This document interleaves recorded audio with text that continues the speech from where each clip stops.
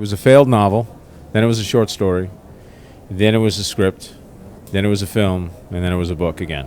So it was a complete circle, and it closed. So I'm very happy with it. It just, yeah, it was. I always start composing from the lead character on, and my first choice was Tom, and Tom said yes, and along came all my other favorite actors.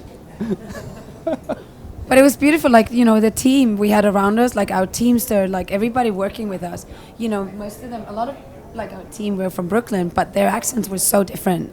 So it's like, you know, it's like hard to kind of point out like a specific, like what is a pure Brooklyn accent. So I think we all kind of did our own like personal like versions of Brooklyn accents, but it was interesting for me to discover how many different flavors there was within that community. But we actually just decided, let the dog be a dog.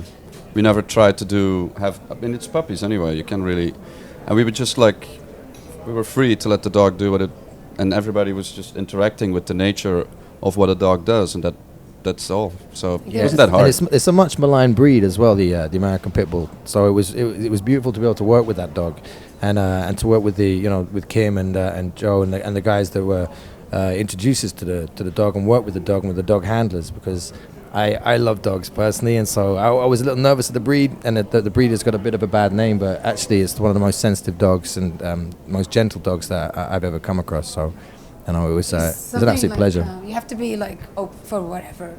And there was like one take we did, and there's like the dog sat down and like pooped on the ground, and we just like had to take it in.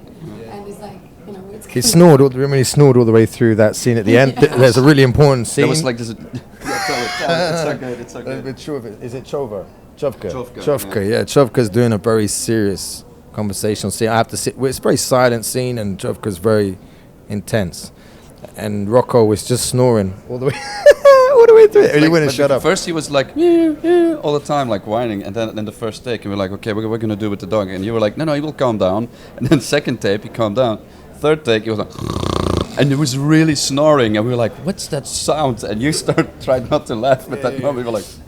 I was gonna say, I mean, the dog trusted us. It was great. It was great working with the dog. You know, you're working with an icon, with a very, with a great artist, who's very generous and playful and witty and everything you want. And then what happened is extremely terrible. What can I say? It's horrible. Yeah. I remember one day I didn't have any scenes with him, but I came to set and I stepped in and I was like sitting next to Michael and looking at, there was a scene, they were like, you and him were doing a scene in this kitchen in his house, and I was like glued to the monitor. I couldn't leave, and they were waiting for me in the makeup, and they were like calling me. It's like, you have to go into makeup, and I couldn't leave. I was like, because what was going on between you was so beautiful and so strong and so real, and I was just like swept away. I think very rarely when something is really serious, that if you have that serious attitude, I mean, you take the work seriously, but not oneself seriously. That you should.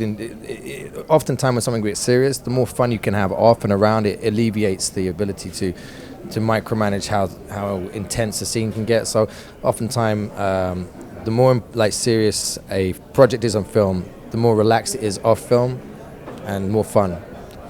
Romantic comedy is the other way around, it's like light on screen, but everybody wants to kill themselves off.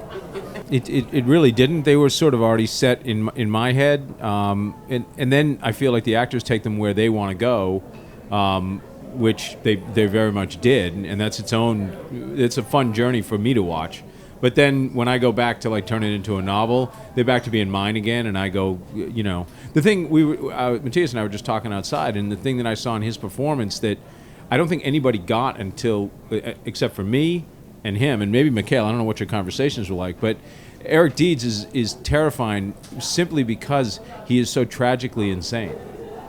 And what Mikhail put on the screen is this sense of this guy who is terrified of his own mind. I mean, and that comes through in the performance in a beautiful way. But that was something that when I wrote Eric Deeds, I was thinking of. So when I went back to write him, it wasn't like I was informed by the performance so much as I was just taking him where he needed to go for the novel. But the performances across the board were incredible.